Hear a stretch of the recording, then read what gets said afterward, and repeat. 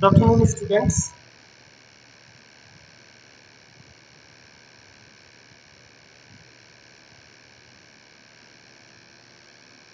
So, good afternoon, students. I think we are live now. So, one of our colleagues will be testing that whether the live settings are proper or not. In the meanwhile, few students are having some issues with attendance. So what you can do is, if anybody is having any issues with the attendance, they can write down their message in the WhatsApp that whether they have logged in before the time or some other issue is there, whether it has been marked absent, but you think you have submitted your attendance in time. So we will just review that and mark those students accordingly. Okay.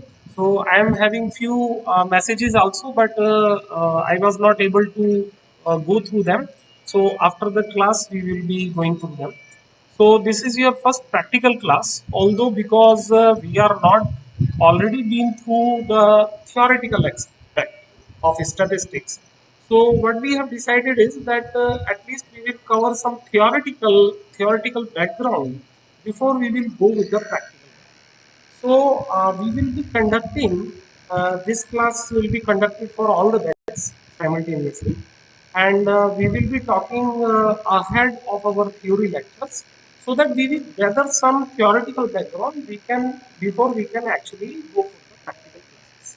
So today, just quick review of what we have studied in the last class. That we have studied about the statistics, about some of the statements I have told you that what is statistics. Then the beauty of statistics that it reduces the chunk of data into some reduced numerical values which are easily being recognized and understood by the human brain. Then I have told you about that many subjects in which its application is there. Then it is being first introduced by Sir John Sinclair.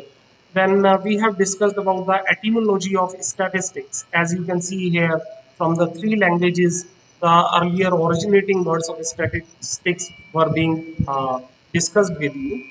And then we have told you about the perception of word statistics, that is, it is being perceived in the plural sense in the form of that statistics is nothing but the gut, representation of gut. Then, in the singular sense, it involves the various statistical methods. Those are being employed to draw out some meaningful information from the data. So, these two senses we have discussed, and in plural sense, we have discussed certain these definitions given by people. A.L. Bowley, in Webster Dictionary, what has been described, then Yule and Kendall, Horace Sacrist. And in particular, the definition given by the Horace Sacrist was further being dealt in detail, that what these words were meant. Okay, so I am not going into the detail of that. Then we have discussed the statistics in singular sense. Okay, so these are some of the definitions, and out of these definitions, the one given by the Croxton and Cowdy was being discussed in our last class. Okay, and if you are having, I'm just interrupting in between. If you are feeling any difficulty in this live class, so you can write down your in the group the message which is displaying on the side of this screen, that whatever the difficulty you are facing, so I will be able to rectify that. Okay, so we have discussed, coming back to the lecture, so we have discussed about the Croxton and Cowding. What does the different words being used by the Croxton and Cowding does actually means. And in this definition, we have gone through various statistical methodologies also, side by side, and learned that this definition actually encompasses whole of the statistics into the world. That is, it tells that from the collection, then their representation of the data in the form of graphical and diagrammatic forms, then the various measures and various statistical method being used for the analysis of the data were being described, and then interpretation of the data that actually depends upon the subject domain knowledge. Okay, then I have little bit described about the designing of the experiments, that how the this statistics also involves this designing of experiments to minimize these fixed and random errors. So these, what are these fixed and random errors? I have discussed with you that fixed, those are in our control, that is we can control them, and the random errors are those errors in the experiment which are not in our control. So these things we have discussed. Then we have discussed about the timeline, that how different measures of this statistical method in singular sense have been discovered over the period of time right from the 5th BC. And I told you that you should study this timeline of statistics from the Wikipedia. It is a very interesting document given over there. Then we have discussed in our last class about the types of statistics, in which I have told that statistics in general being divided into two forms on the basis of the distribution of data into parametric statistics and non-parametric statistics, and on the basis of the function it is being divided into descriptive, correlational, and inferential statistics. So in the last class, we were discussing the very basic thing about the distribution, and in that we have discussed about some terminology. Those are very important before we dig into these definitions and these terms. So these are population, statistical population, and sample.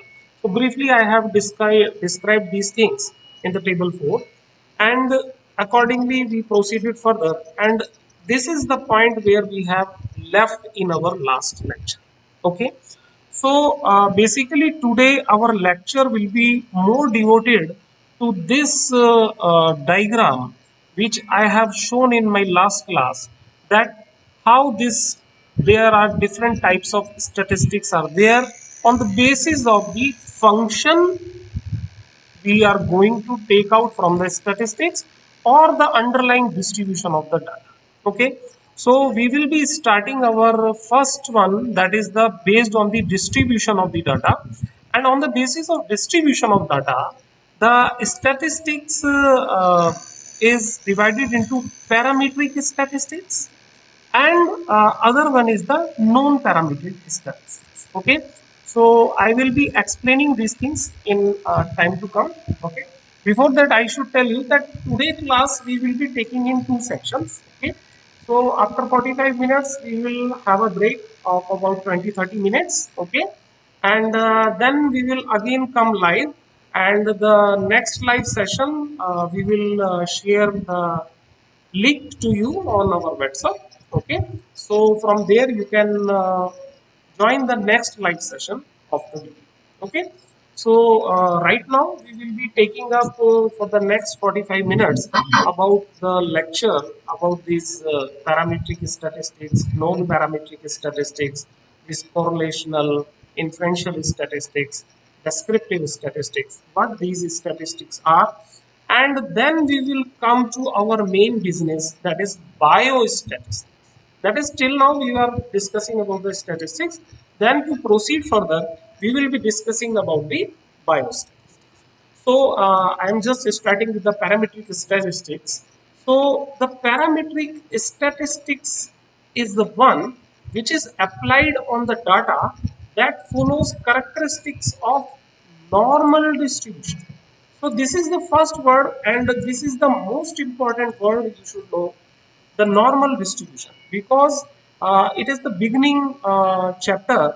Slowly you will learn that you will frequently encounter this particular term, normal distribution. Okay, so we will be studying normal distribution in detail in our forthcoming lecture.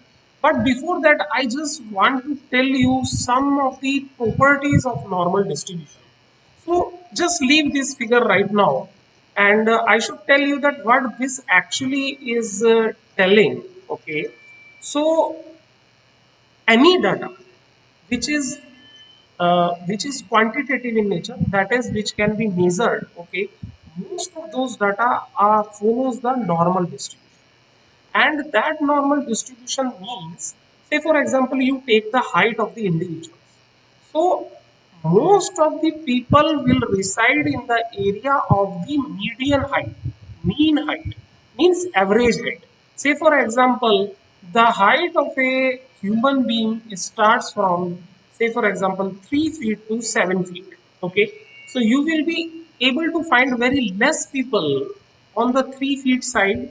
Okay, and then you will be able to find very less people on the 7 feet side, but you will be able to find most of the people between the 4 to 6 feet of height or 5 feet of height. Okay, so this is occurring naturally, nobody is doing anything. So you take any data, you take weight data, height data, or some production data, milk yield data, any data, most of them, the values are more centered towards the mean. Okay, so that is very important. Okay, so this normally distribution, these have certain characteristics, and those characteristics you should learn. If a data is following the normal distribution, then we have to apply the parametric statistics. Okay, so what are those conditions? First condition is, if a data is perfectly normal, then in that case its mean is equal to the mode is equal to the median. Okay, and data is symmetrically distributed around the average, that is, half of the people will be less than the average value and half of the people will be more than the average. Okay, so this is the symmetry of the data, which is generally being observed in a perfectly normally distributed data. Then it is also asymptotic, that is, it never touches the axis. Okay, this is another thing. And if when you will be learning more about the descriptive statistics and the in particular the measures of variation, so one term will come over there, that is the standard deviation. So what in a normal distribution is there, that around the average, if most of the, that is 99.72% of data resides from -3 standard deviation to +3 standard deviation. We will be studying more in detail about this thing. As for now, we should understand that if a data is normally distributed, its mean, mode and median are same. Half of the people are on the one side of these values, half on the other side, and most of the data, that is 99.72% of data, resides between -3 standard deviation to the +3 standard deviation. Okay, so this is what we should understand about this. And any data which follows these things, okay, on these parametric statistics are employed. And major examples of these parametric statistics are ZTF statistics. Okay, so these are certain tests which you will be studying in your coming classes, and we will be studying these statistics in detail. And for these, we can define measures of central tendency, we can define measures of dispersion, okay, and correlation, regression, along with these tests, that is Z test, F test, and T test. Okay, and one of the important feature of a data obeying normal distribution is that such data are measured on continuous interval scale. That is, you should, I will give just 1 minute to this particular word. What is a continuous interval scale? I am saying that height generally obeys normal distribution. If you see that if you measure a height in a population, there can be infinite number of observations. That is, a height can be 180 centimeter, a height can be 177.1 centimeter, 177.15 centimeter, 177.167 centimeter. Means there can be infinite number of possibilities that can occur in a population. And because of this infinite number of observations that are possible in the population, these data are continuous in nature. That is, they do not break a continuity between them. Okay, so these type of data in which there is continuous observations are observed, those data generally follow the normal distribution, and they obey certain characteristics of normal distribution, which I have already discussed with you. And on those type of data, we can apply these measures of central tendency, measures of dispersion, these correlation, regression, then this Z, t-test, F statistics, etc. Okay. Then, so this is one part of the statistics. So what we have to observe is whether a data which we are collecting is continuous in nature. If it is continuous in nature, then we will see that whether it is normally distributed or not. If it is normally distributed, then we can go ahead with the parametric statistics. Okay. The other part or the opposite part of this statistics is the non-parametric statistics. Okay. So the non-parametric statistics does not depend on the assumption of the normal distribution, and hence many a times these type of statistics are also known as distribution free statistics. Okay, so these can be applied on a discontinuous data. If I will tell you that what is a discontinuous data, say for example we give ranking to the students. Okay, if your class is having 83 students and you might have got certain OGPA in your class, so that OGPA can occur in any value. Okay, but if I say rank, then that rank can either be 1, 2, 3, 4, 5 up to 83. Okay, so this type of data, that is where a rank cannot have 1.57 rank or 1.63 rank or 1.63337 rank. Okay, so because there is a discontinuation in data, that is either there will be one first, then second, or either two students might come at first, then second, then third, no in between. So because this data is not continuous in nature, it is said to be discontinuous in nature.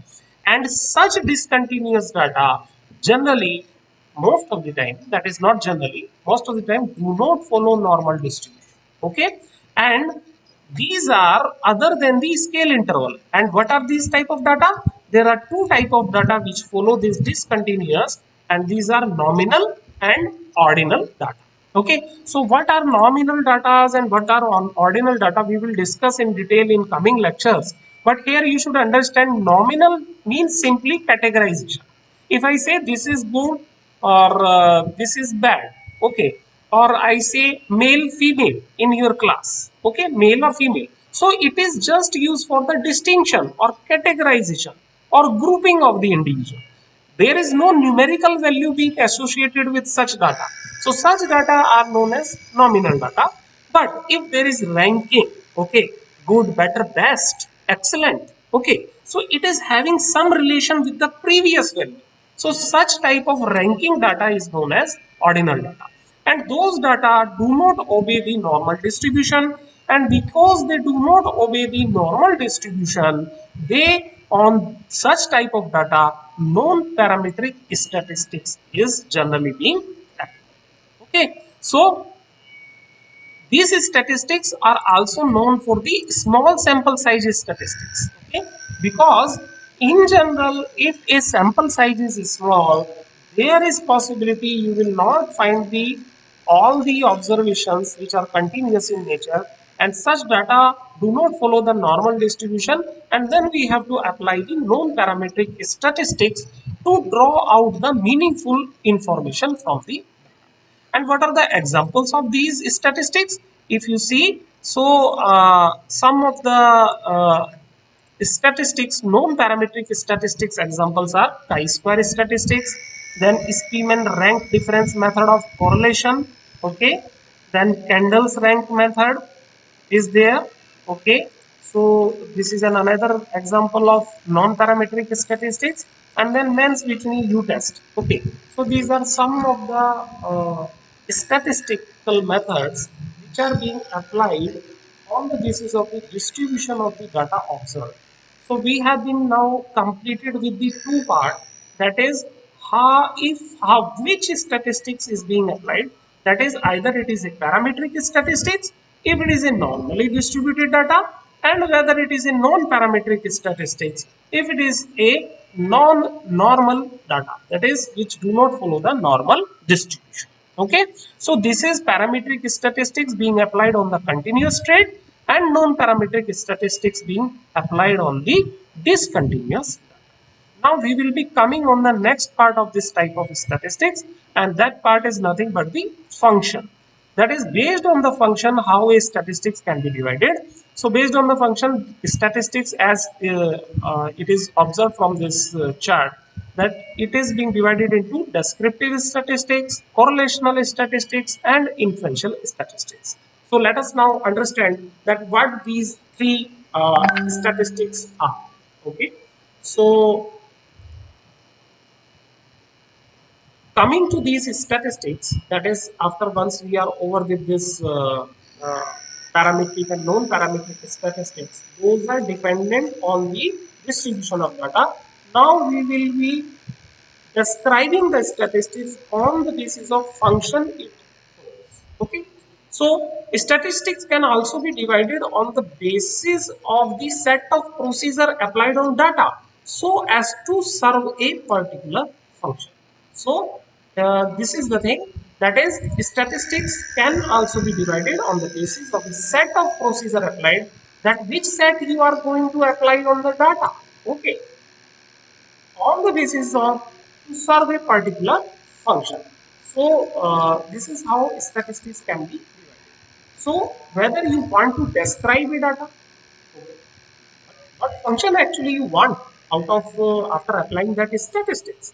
So whether you want to describe it, okay, whether you want to describe it or you want to find some association, another word is association, okay, between the data, or you just want to make out some inferences from the data. So it serves the function, okay, and all this can be done using statistics. That is, you have a data, you simply want to describe it. Okay, you have a data, you want to find from those set of data, you want to find the association, whether there is any underlying association with the data, or you want to compare or may find out the differences and draw out some inferences from the data. So all these things you can do with the using this statistics, and accordingly this statistics can be divided into descriptive, correlational, and inferential statistics. Okay, so to start with the first one, that is the descriptive statistics. So the descriptive statistics is used to describe the tendencies in a given data set. So here the most important keyword is tendencies. That is, you have a data, you want to describe the tendency of that data. That is what you want to infer. Okay. So to do so, what we generally do, we either take the help of graphical or tabular approaches, okay, or we just summarize the data, okay, and analyze the data for the measures of central tendencies and that of dispersion. So in descriptive statistics, what will be there? There will be graphical representation of data, tabular representation of data, summarization of data, or measures of central tendency and dispersion. Okay. So if a investigator want to enumerate the hidden tendencies in a data, then he has to describe, he has to go with the descriptive. Now, coming to the correlational statistics, the correlational statistics tell about the interrelationship between the data. So, here the most important keyword is interrelationship.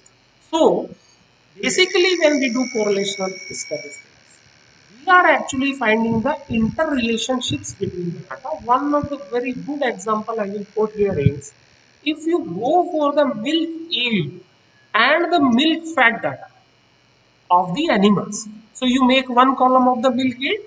On the corresponding side, you write the what is the fat percentage of the data.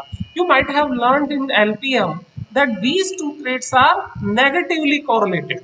So if you analyze that data using the correlational statistics, you can find out the hidden interrelationship between the data.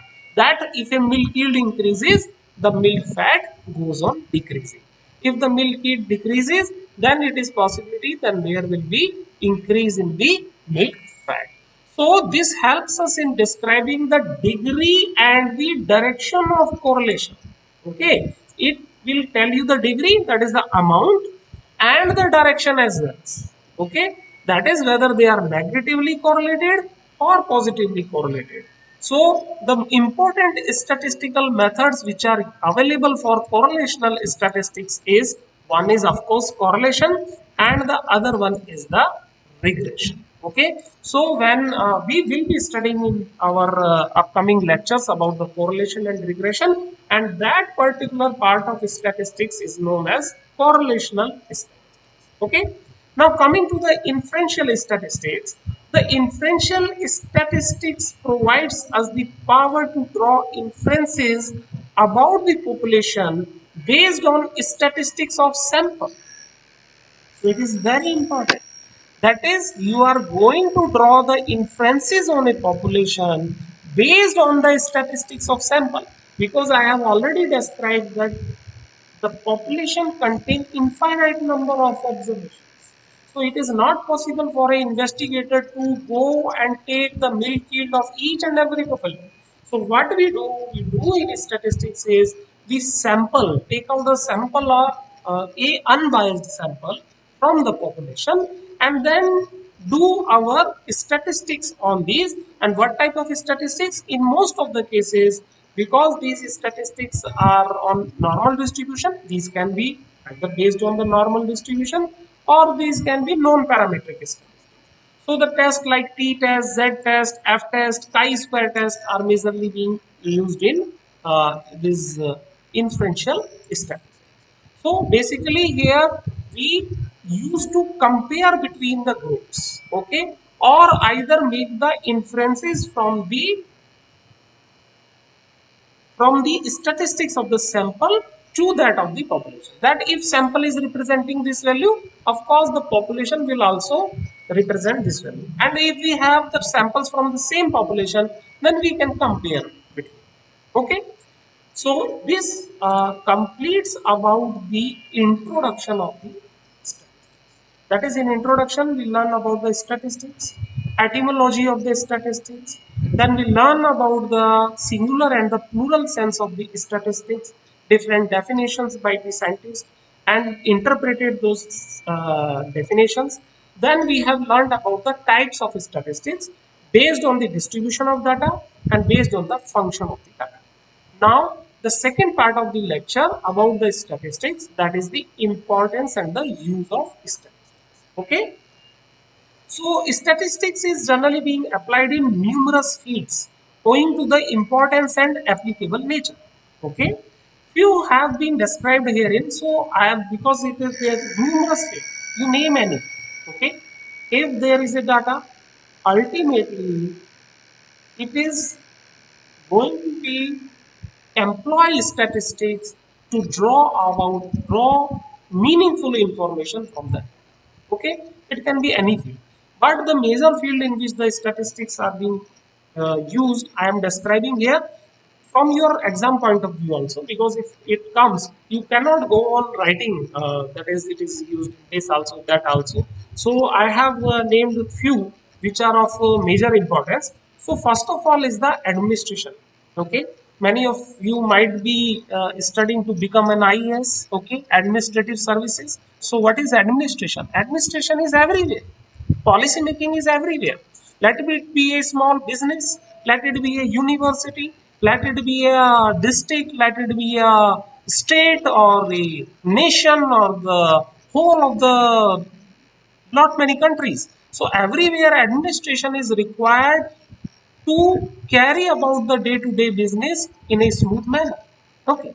So proper functioning of any organization, let it be smaller, bigger, public or private, depend upon its proper administration and correct policy making. So most important is how a administration works. A administration works on the policy, and generally how these policies are made.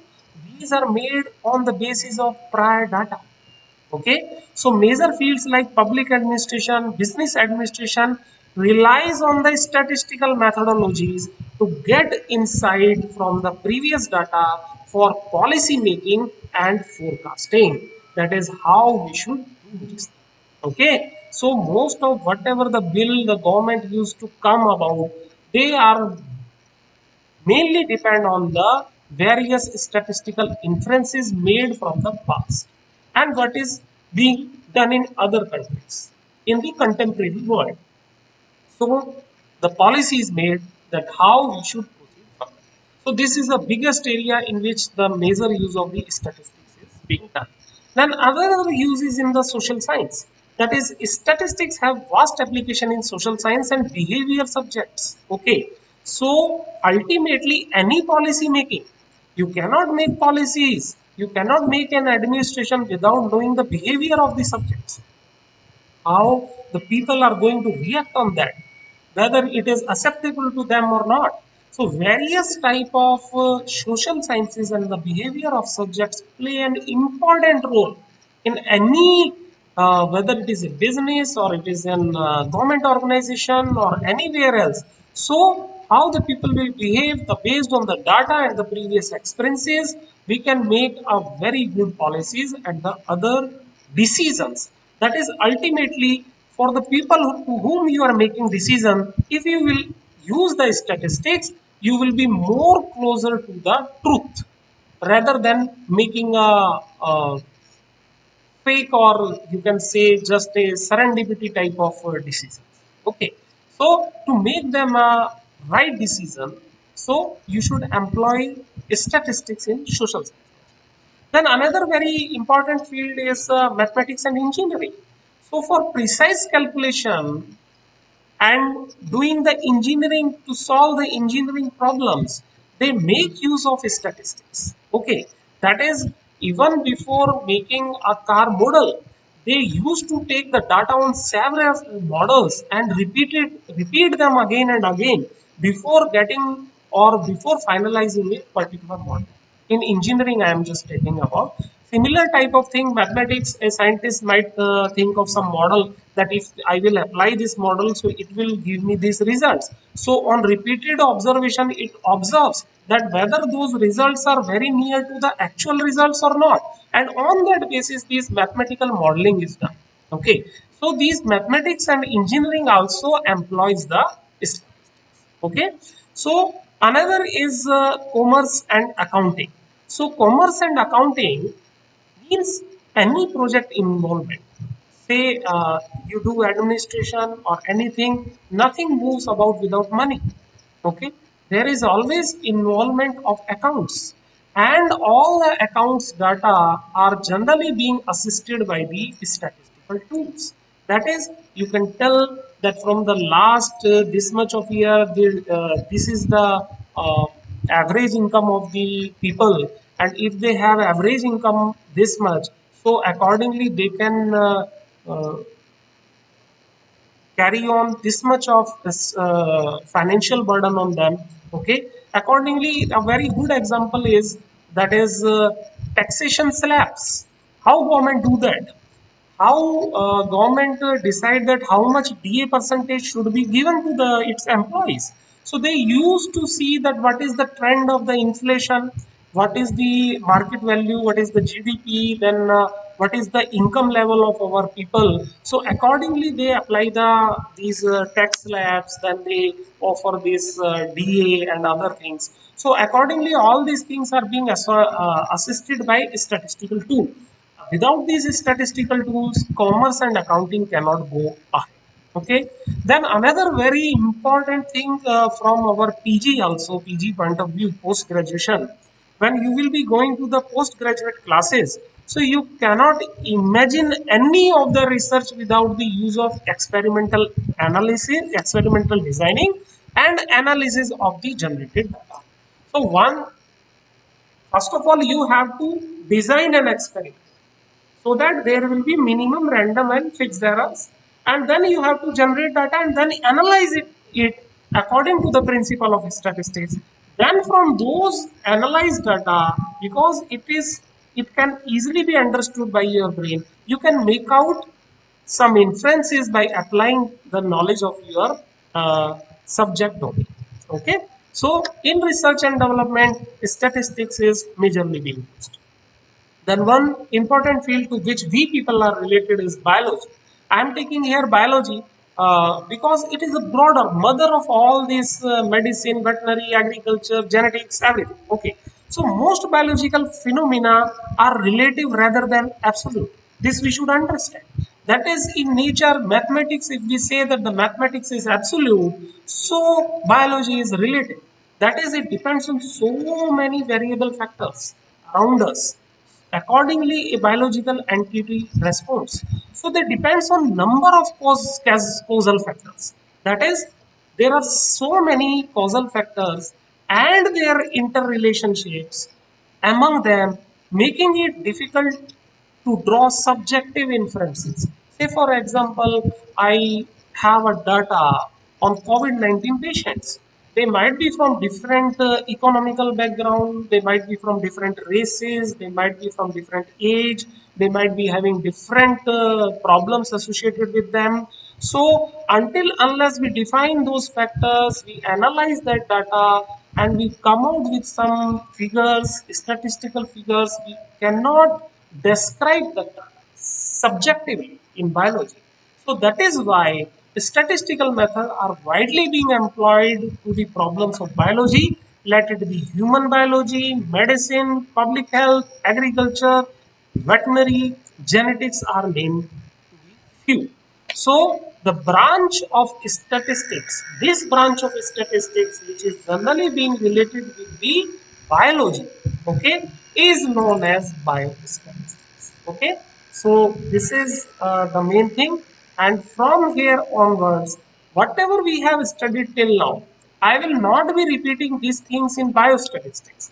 Ultimately, statistics and biostatistics are same, but in biostatistics, we are going to use the statistics for the purpose of biology. Okay, and that purpose, it has some history, it has some meanings, it has some things which needs to be described before we go ahead. So in the next session, that is after we will be having a break of around 25-30 minutes. Soon we will be sharing with you a live YouTube link for the next session of this lecture. Okay, so we will be meeting again after few minutes, and after the class is over, in my leisure time, that is in my free time, I will go through the various attendance issues. So if anybody was having any issues, kindly briefly write it on the WhatsApp that what issue you have faced. Okay, so I will just check it. Okay, so I am just closing because there is no query on the WhatsApp regarding the lecture which I am delivering, or either from the previous lecture. So I am closing as for now.